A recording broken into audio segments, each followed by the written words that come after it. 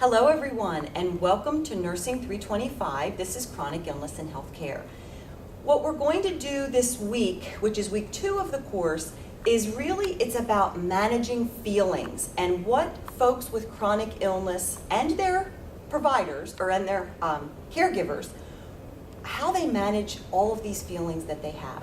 So I'm so pleased today to have Kelly Lyons with us, and hopefully by now you've had a chance on Blackboard to look at the week 2 module, because we do have a picture of Kelly. We have a little bit of a bio, so if you haven't had a chance to look at that, please look in Blackboard and review that.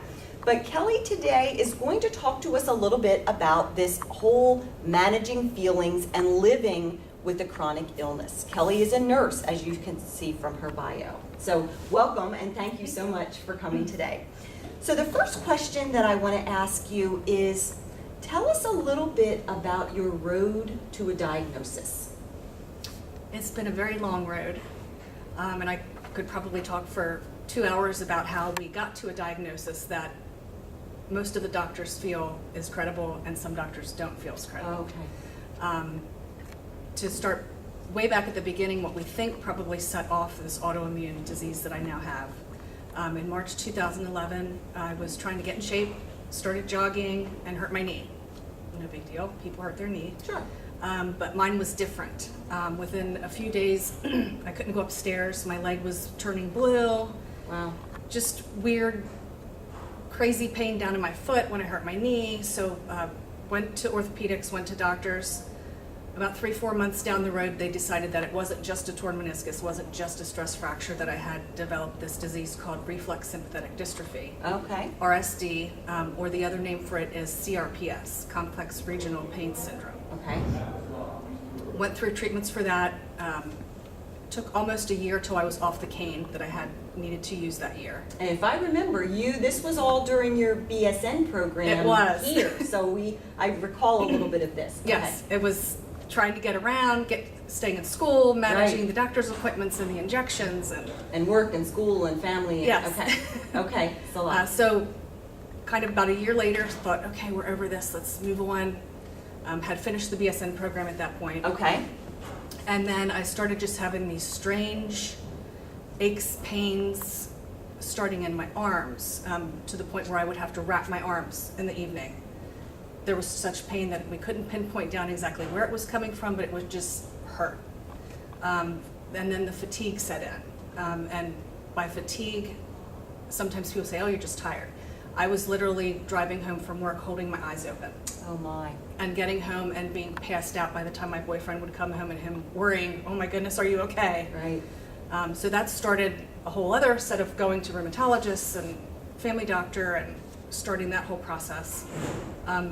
It then progressed to where I was getting weak, mostly in my legs, and slowly I lost the ability to go upstairs. When I was running up and down the stairs at the hospital Right. in my job. Right. So You had a busy job with Yeah. lots of walking. Yeah, lots of walking. Okay. lots of walking through the hospital, and then everything just kind of progressed. The aches and pains went out from my arms and to my legs, my knees, my hips, everywhere. Okay. And it all just kind of scrambled itself together. One day might be a little bit better with the fatigue but worse pain. One day might be a lot of fatigue and not as much pain. And then it became very frustrating because none of my blood work was showing anything. Oh. We had probably every test known, like lupus, rheumatoid arthritis, all of these different things.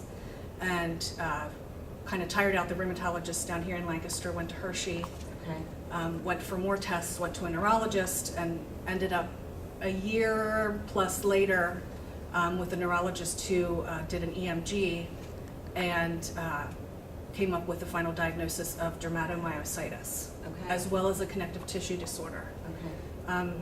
I was in and out of the hospital throughout this year and a half up to the diagnosis. In the rehab hospital, I could go on and on. But then after the diagnosis is when we started treatments.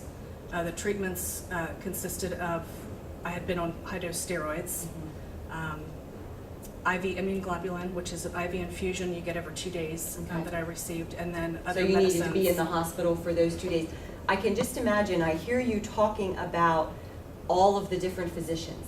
You know, you start like usual illnesses. You go to the family doctor who might refer you to one specialist.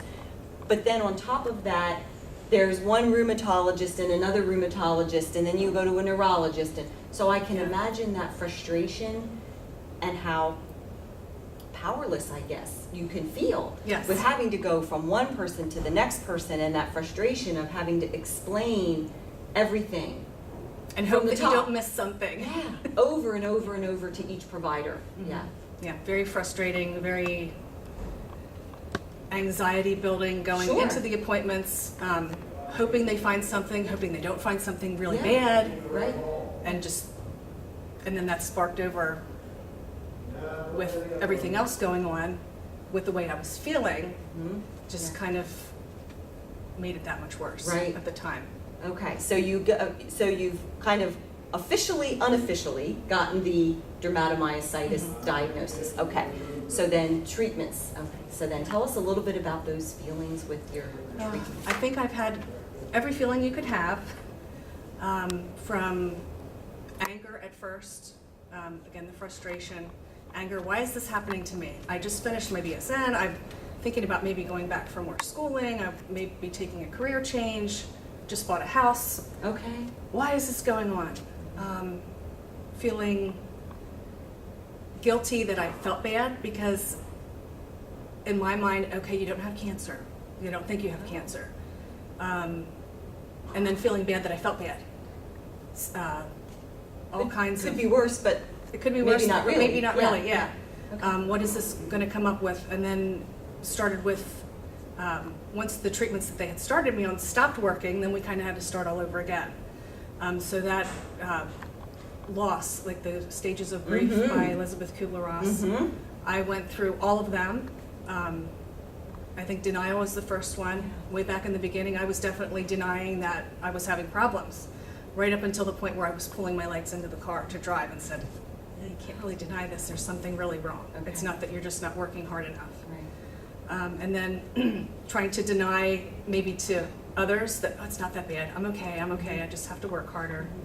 And then the more anger, bargaining, well, okay, if it's this, then all right, at least it's not that diagnosis, maybe I can do work if I do it a different way, or just kind of that bargaining. Yeah. Depression, it'd be very easy to stay there, but I've learned that I can't stay there. You can't stay in that depression because it doesn't get you anywhere. It doesn't help you. And then a good finally, support system, I'm sure, helps with that as well. And finally, moving into that acceptance, and it goes back and forth, just like the stages of grief. You don't always go in order. Sometimes you bounce around depending on what's going on. Okay. I felt abandoned a lot of the times. I was very social, very work hard, play hard. And once I could no longer go out and be as social, a lot of my social friends, I lost that. They backed off. If I couldn't go out, perhaps they weren't comfortable coming to visit me at the house. And then picking up new friends, that was one good thing. I was able to reconnect with some old friends who kind of understood, or maybe had a little bit more time to say, hey, if you can't come out, we'll come to you. We'll bring the picnic to you on July 4th instead of you coming out. Great. But I guess I feel a little sad when I hear you say, and you're not getting emotional, but I am. I think it makes me a little sad to hear you say that you did lose some of that circle of friends. You feel like you have your social circle, but when life circumstances change, your circle of friends changed as well. Yes. And you lost some, but you gained some others, so that was a positive. Yeah. So that's really great.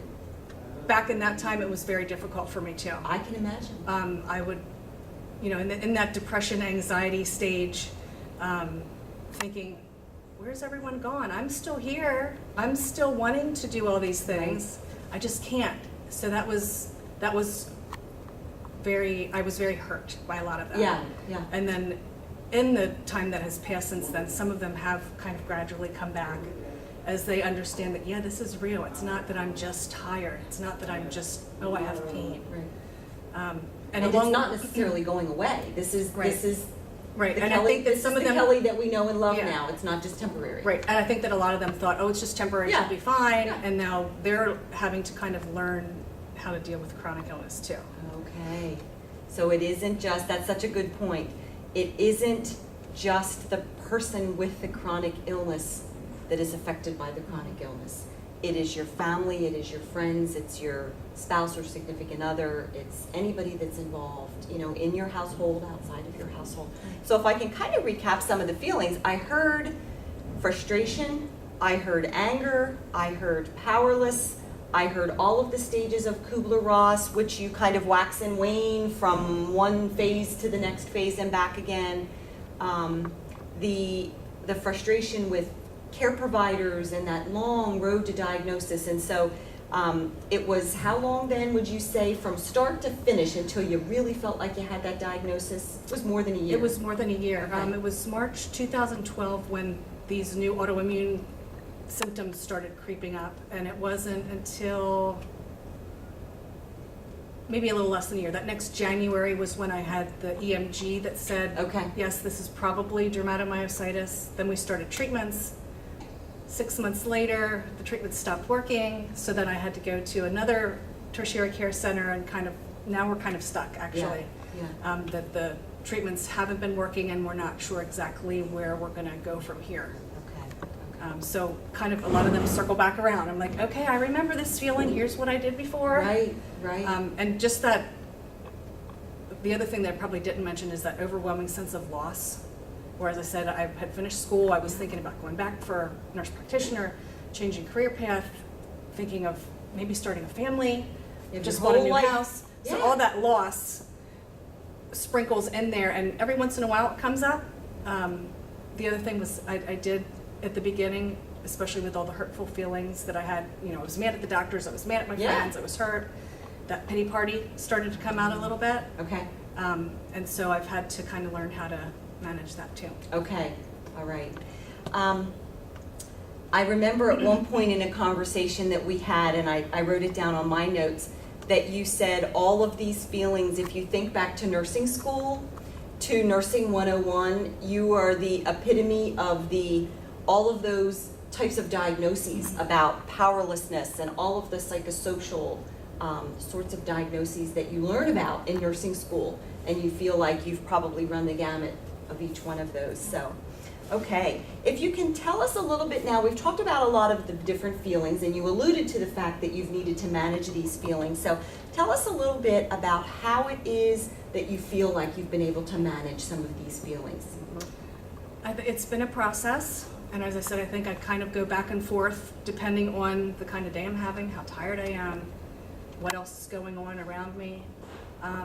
I've had to learn to acknowledge my feelings Okay, good point. rather than stuff them down and deny that they're happening.